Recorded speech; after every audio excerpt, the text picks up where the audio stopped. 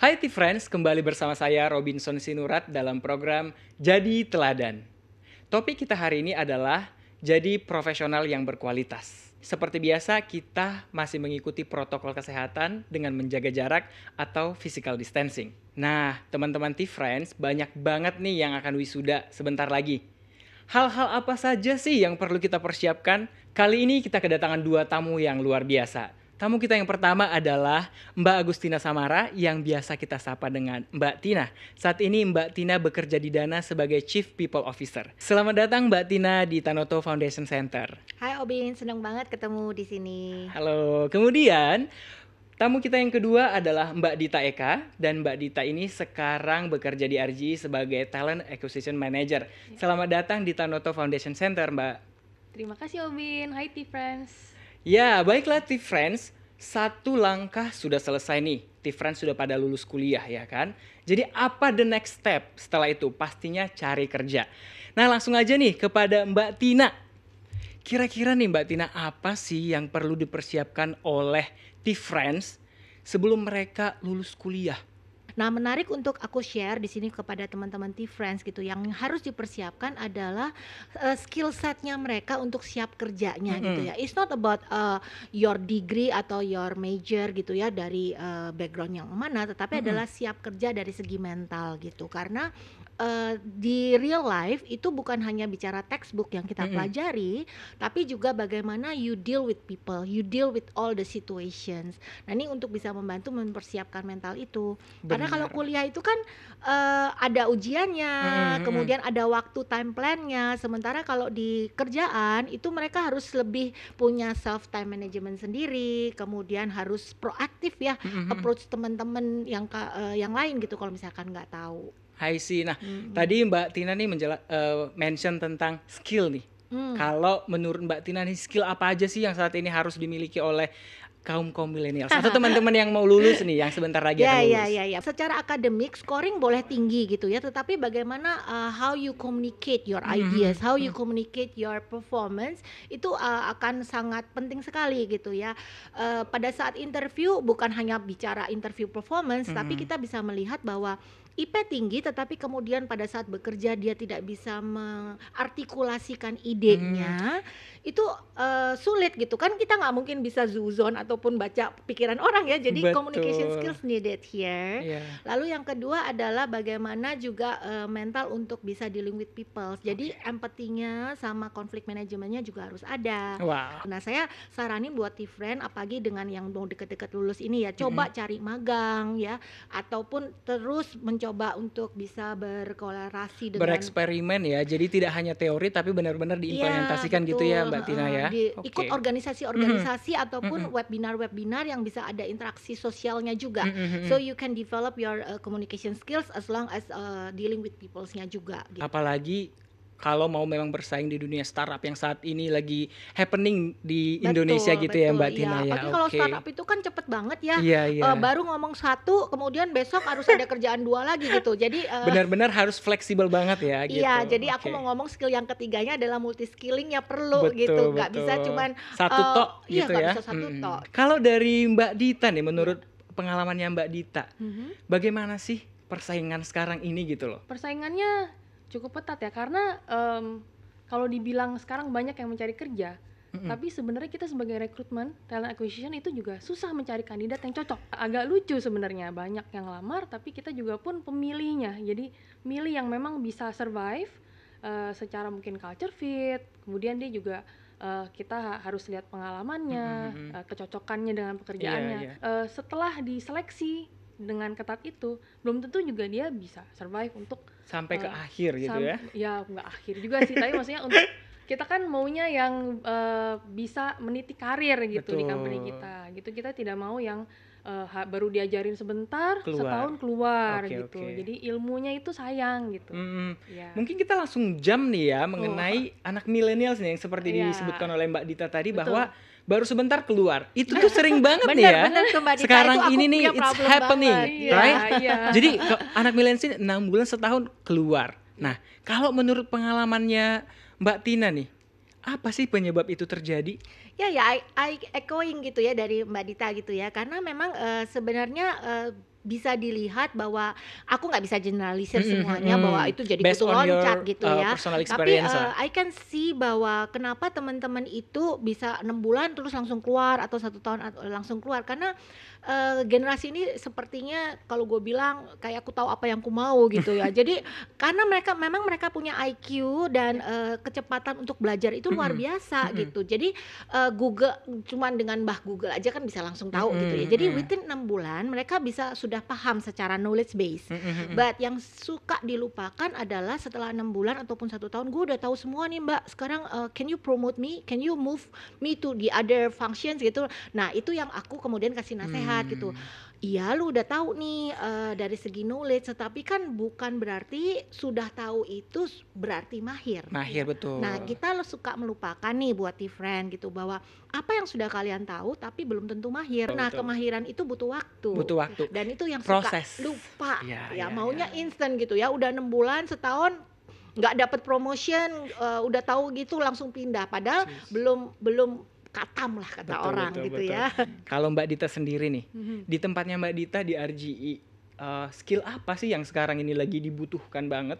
RGE kan memang di natural resources base-nya. Jadi grupnya memang di natural resources. Jadi pasti kita butuh yang basic banget di plantation, yang benar-benar lulusan pertanian, kehutanan gitu. Itu justru challenging-nya di situ. Dan memang harus resilient juga, karena kalau misalnya tadi seperti Mbak Tina bilang, kalau misalnya saya sudah bisa, saya mau pindah ke tempat lain gitu. Mungkin itu ya, expertise itu yang harus dibangun gitu. Betul. Walaupun sudah bisa, tapi belum tentu nanti ketika dipindahkan ke bagian lain dia bisa survive nggak. Karena walaupun ada di Google, tapi skill set yang adaptasinya, leadershipnya dia itu juga harus dibangun. Nah, kalau di Dana sendiri itu skill set apa sih yang saat ini sedang dibutuhkan? Nah, Tifren, aku rasa aku share 3 hal ya, 3C kalau bisa diingat gitu ya. Skill set yang kita lagi butuhin banget itu adalah critical thinking. Kenapa critical thinking? Kayak tadi kan Mbak Dita juga bilang bahwa resilience perlu gitu kan, terus harus katam ya, expert. Karena gini, kalau kita cuma tahu setengah-setengah, how do you know bahwa kita akan kritis sekali untuk lihat sampai ke root cause-nya gitu. Jadi critical thinking butuh, kemudian complex problem solving. Kenapa kompleks? We are in the VUCA era, dimana multi skilling tadi gitu ya. Pada saat ada satu masalah, kita bisa melihat itu dari seluruh aspek, nggak cuma satu aspek doang. Nah, untuk bisa punya itu harus kecemplung dengan permasalahan yang ada, supaya punya sensing bahwa kalau lihat problem ini itu nggak cuma satu tambah satu jadi dua. Itu nggak bisa cuma 1 tambah 1 2, bisa aja 1 tambah 1 plus 3 kurangin sekian dan hasilnya itu gitu ya, gitu benar-benar kan, gitu. Dan yang 3C berikutnya adalah kreatif. Karena when you know already in these things, kemudian kita bilang gue udah pinter di situ, nggak bisa. Kemudian 5 bulan lagi it can be changed. Iya, betul. Jadi kita harus betul-betul kreatif untuk bisa tahu itu and keep learning on this part. Jadi orang nggak boleh sombong tuh, Betul. Itu menurut pengalamannya Mbak Tina nih, IPK, pengalaman magang itu keharusan nggak? Mungkin boleh nih dijelaskan Mbak. Nah, kalau di Dana, jadi kita juga ada minimum IP di 3,2 sampai 3,5 itu kita masih bisa consider ya. Selain IP, yang saya juga lihat adalah bagaimana mereka punya suatu communication skill sama complex problem solving itu. Nah, biasanya tuh teman-teman yang fresh graduate tuh suka alasan, kan saya belum pernah kerja, jadi gimana gue mau critical thinking gitu. Padahal kalau saya interview, saya suka melihatnya adalah organisasi yang sudah dia ikuti sebelum apa aja. pada saat kuliah gitu ya. Karena biasanya dan itu aku bisa punya my own research gitu. 80% of all the peoples yang belum lulus tetapi mereka sangat aktif di OSIS, aktif di NGO, aktif di apapun itu ya, umumnya mereka punya resilience-nya ataupun communication skill ataupun complex problem solving-nya cukup tinggi. Nah, satu lagi Bin, aku jadi keinget juga nih, soalnya buat ngingetin Tifren juga gitu ya. Karena kan kita sekarang nih suka dengan sosial media, HP ya, game-game gitu ya. Jadi kita silo. Memang sih kita berteman dengan banyak teman dari sosial media, tapi kan pakai chatting. Nah, sementara communication skill kita tidak bisa menghindari loh. Yang di atas menciptakan itu interaction people face to face-nya itu perlu, ataupun empathy-nya tuh hanya bisa di-build dengan kita berteman ya secara live. Kalau IPK memang salah satu kriteria seleksi, karena memang kalau misalnya kita kuliah, ketika IPK-nya sudah mungkin 3 gitu ya, itu kan berarti dia bisa maintain, bisa time management untuk menyelesaikan perkuliahan dengan baik gitu. Jadi salah satu time managementnya tapi bagus nggak sampai berarti gitu lah 3,95 ya, Oke. itu saya juga kan sampai ya. Jadi selain itu dilihat juga organisasi seperti tadi Obin bilang. Jadi nggak usah jauh-jauh deh, nggak usah sampai saya ngejar harus kompetisi di luar negeri, tidak perlu. Carilah sebanyak mungkin pengalaman organisasi selagi masih kuliah, karena waktu masuk kantor itu akan lebih berat gitu. Ketika kita bekerja, bahkan kalau kita tidak perform ada penaltinya, ya kan? Nah, sharing dong, kira-kira apa sih yang harus dipersiapkan oleh T-Friends nih saat interview? Ketika interview, pertama-tama kuasai apa yang ada di CV-nya pasti ya. Jadi jangan ditulis CV, oh saya tulis itu ya gitu kan saya. Jadi ketika ditanya sudah bisa menjawab. Dan kemudian kegiatan-kegiatannya juga usahakan memang yang benar-benar dikerjakan, karena ketika ditanya itu harus bisa menjelaskan kan. Dan hati-hati jangan underselling atau overselling. Jadi kayak jualan obat. Iya. Betul. Iya, banyak diceritain, begitu ditanya itu nggak tahu, nggak bisa jawab. Kalau dari Mbak Tina nih, karena kan pasti teman-teman yang akan melamar pekerjaan harus membuat CV dengan baik, dengan benar. Itu cukup nggak sih? Ya, as simple as CV aja itu belum tentu semua orang juga tahu loh cara menuliskannya bikin yang bisa menjual diri tapi elegan gitu. Nah, itu yang kadang even like nulis pengalaman mereka gitu ya. Pengalaman mereka tuh prinsipnya adalah dari atas tuh yang paling duluan now-nya baru ke bawah gitu. Jangan kita tulisnya TK dulu tuh. Baru gitu. TK baru sampai kuliah ya, gue bacanya juga berapa menit gitu ya. Kita orang sibuk gitu mau interview. Jadi prinsip-prinsip CV-nya adalah dari yang sekarang dulu baru sampai ke bawah gitu. Tetapi bukan masalah itunya aja, tetapi what is achievement that you already got. Itu harus ada. Nah, teman-teman itu suka kurang bisa menjual diri dari segi writing skills-nya.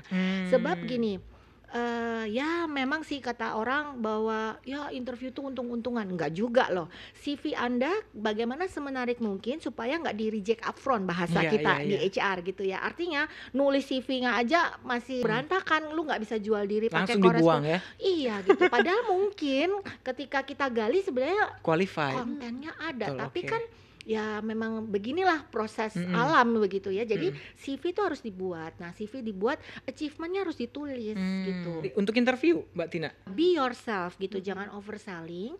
Sama aku pengen nitip satu, bahwa santun itu dan normatif itu tetap ada. Casual talk is okay gitu, tapi kan bukan berarti melanggar aturan normatif dan sopan santun. Nah, harus tetap respect ya. Jadi ya aku setuju, thank you, pakai respect aja deh ya. Jadi kita respect dong sama orang yang interview ataupun yang menginterview dan yang diinterview gitu. Jadi ada normatif yang tetap harus dilihat itu sebagai value of respect-nya tadi ya. Dan saya rasa pada saat interview itu juga bicaralah secara baik dan benar. Boleh di-link dengan gaji langsung di situ if you wanna mention that one. Karena kan ada orang yang langsung tiba-tiba nih, Mbak, saya minimal gaji berapa? Kalau saya nggak gaji sekian, saya nggak mau interview.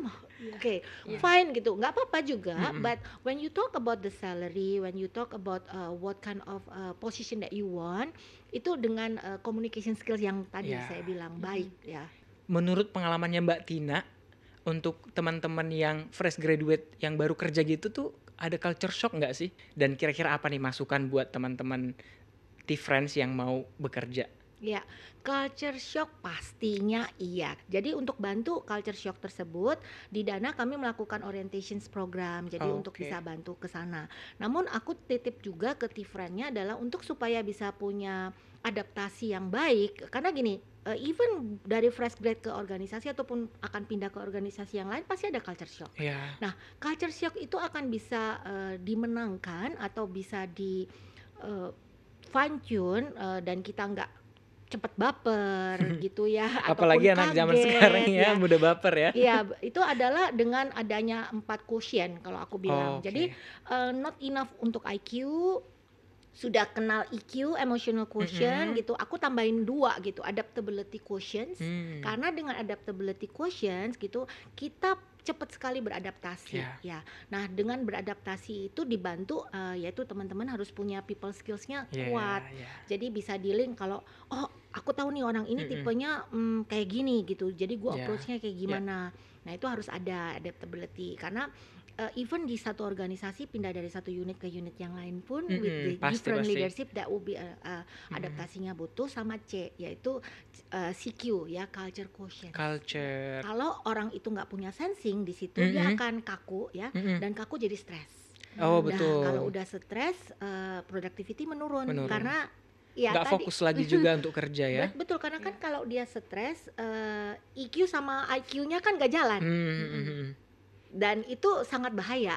Wah, T-Friends, sudah tidak terasa sudah selesai nih. Banyak banget kita ngobrol, diskusi tentang hal-hal apa, skill apa aja yang T-Friends butuhkan untuk melamar pekerjaan. Jadi T-Friends, semoga diskusi kita, program kita pada hari ini bermanfaat dan T-Friends bisa implementasikan. Terima kasih kepada Mbak Tina atas waktunya, ilmunya luar biasa sekali, kepada Mbak Dita juga. Sama-sama. Terima kasih. Dan T-Friends, sampai jumpa di Jadi Teladan berikutnya. Bye-bye.